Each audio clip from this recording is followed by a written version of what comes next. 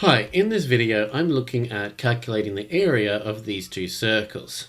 Now the rule for the area of a circle is pi times by the radius squared, or it's usually just written as pi r squared.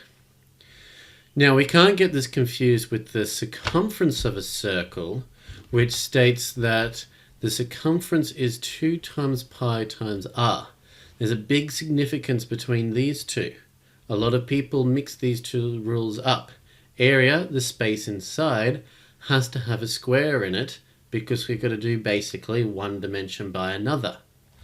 Circumference is a distance around the outside. It's got no squares. So we're not going to be using this rule. We've got to use pi r squared. So let's have a look at part A. Part A, if we're going to try and use this rule, area equals pi r squared, we need to know what the radius is. For this one, we've got the radius marked. The radius is from the center through to the outside, so our radius is 3 centimeters. So when we go to our rule, we're going to have pi times by our radius, which is 3 squared. And all we got to do now is chuck this into a calculator. So our area is going to be 28.27 centimeters squared. So that's part A done.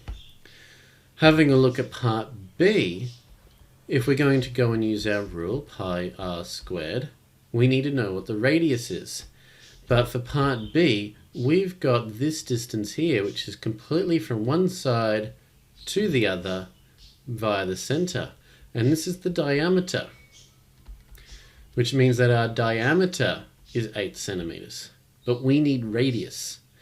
But radius is nice and easy to get because it's our diameter divided by 2. Because the diameter goes all the way across, radius only goes half the way across, so we've just got to do half the diameter.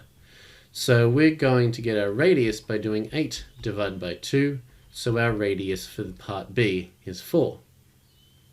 So now if we go and use our rule, area is pi r squared, and we put in our radius, we're going to have pi times by 4 squared. And then if we go and chuck that into a calculator, that means that the area of our second circle is 50.27, and it's also centimeters squared. And that's it, we're done. So the area of a circle is pi times the radius squared. Cannot get it confused with the circumference of a circle being 2 times pi times the radius. And if we've got diameter, we've got to remember that we've got to halve it to get radius so that we can use it in our rule.